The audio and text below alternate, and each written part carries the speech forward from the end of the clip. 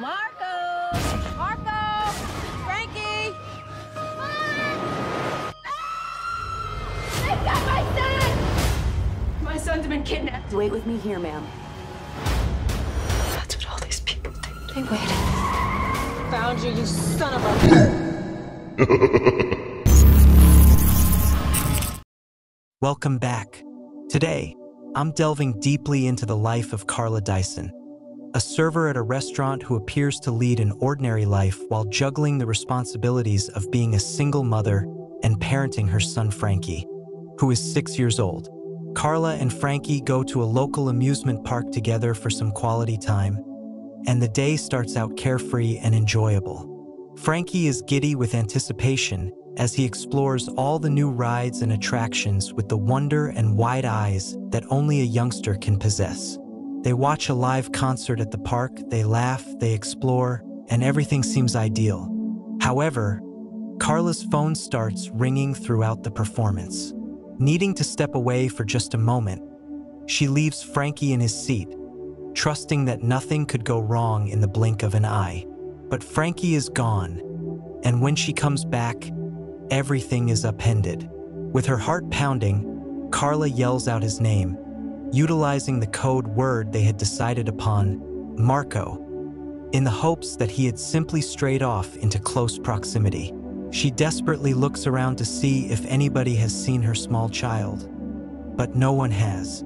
Panic ensues swiftly from fear, her mind racing as the minutes drag on forever. She anxiously scans the park.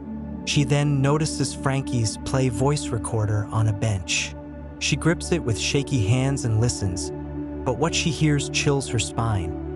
A loud, strong woman's voice dragging Frankie inside an unmarked car. She knows at that moment her son has been kidnapped. Fueled by a mix of fear and fierce maternal instinct, Carla chases after the car on foot, clinging desperately to its side, trying to stop them from getting away with her son. However, the automobile takes off, dropping her on the ground breathless and battered, her phone lost in the commotion. But even in the face of fear, Carla remains unwavering. She's not going to give up. Acknowledging that time is her greatest adversary, she leaps into her minivan and sets off on a relentless hunt. Carla begs other automobiles for assistance as she travels around the city, but she receives no response. The kidnappers, always one step ahead, force her into a dangerous detour by threatening to kill Frankie if she doesn't comply. But Carla's love for her son is stronger than any fear. She keeps going despite her overwhelming need to save him at any costs. Carla eventually catches the notice of a police motorcycle officer after being pursued for kilometers. She feels a wave of relief, believing that rescue has finally arrived. However, the kidnappers smash their car into Carla's before the cop can intervene, sending the officer flying in a horrifying collision. His motorbike crashes into the road, killing him, and Carla loses hope for an instant rescue. She doesn't stop, though. At this point, the chase takes out onto a grassy field where Carla approaches the man driving the kidnapper's vehicle. She screams for her son, demanding they return Frankie to her, but the man remains cold and silent. At that moment, a woman named Margot emerges from the car, her demeanor unyielding. In return for Frankie's safe return, she icily wants $10,000 in ransom. Carla is overwhelmed by the threat, but she knows she has to act right away. After being made to accompany the kidnappers into a tunnel, Margot tries to take over Carla's vehicle by attacking her while she is driving.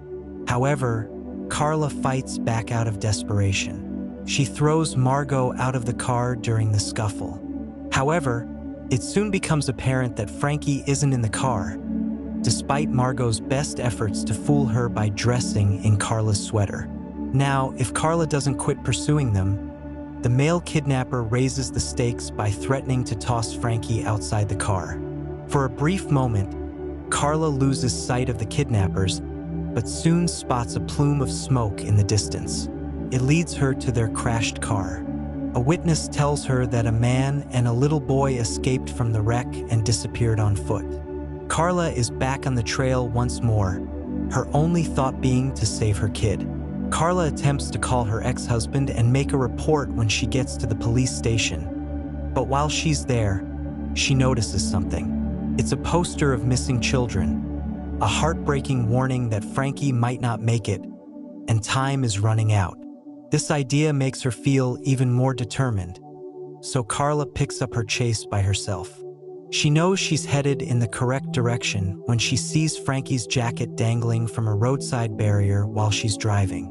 Carla takes advantage of the chance to stop the kidnappers when she discovers shortly after that they had taken a black Volvo. What follows is a tense and dangerous car chase through the streets, with Carla narrowly saving a pedestrian from being hit in the chaos.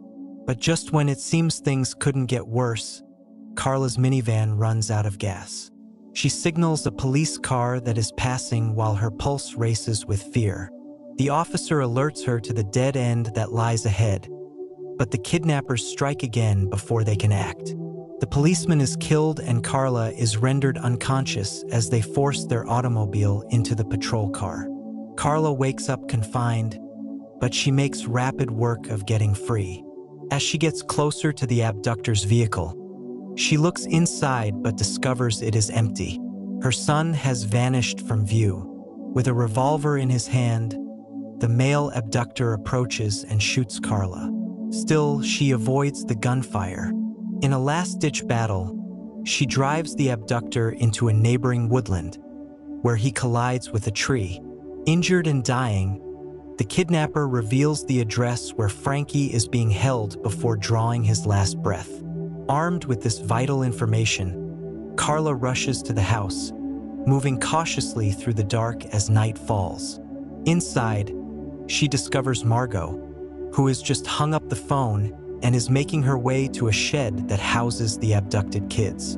Seeking to retrieve Frankie, Carla stays hidden in the shadows and makes a police call. She breaks inside the shed, her nerves like steel, and discovers Frankie and another girl who has been abducted. Margot quickly discovers what is going on and pursues them after she saves them both. Quick thinking allows Carla to divert attention by submerging herself next to a tiny boat. When Margot finds them, Carla pulls her into the water, whereupon they battle violently until Margot drowns. Carla returns to the shed after Margot has left, only to be met by a guy pretending as a neighbor. He holds her at gunpoint, but Carla realizes he's part of the kidnapping ring. Before he can fire, she murders him with a shovel in a last-ditch effort. When at last the cops show up, Carla is praised as a hero. Not only has she saved her son and 2 other children, but her actions also lead to the dismantling of an international child trafficking ring, with arrests made across the country and around the world. The power of a mother's love is the main lesson to be learned from this amazing narrative. The tie between a mother and her kid is the strongest and most selfless relationship there is, as Carla's bravery and resolve serve as a reminder. Even though we might never fully understand that love, we ought to make an effort to value it continually. Although we may never fully return a mother's love, we can respect her by always doing what makes our parents pleased. I appreciate you listening. Please consider supporting my channel if you found this review enjoyable, so I can keep providing you with more material. To everyone, blessings and peace.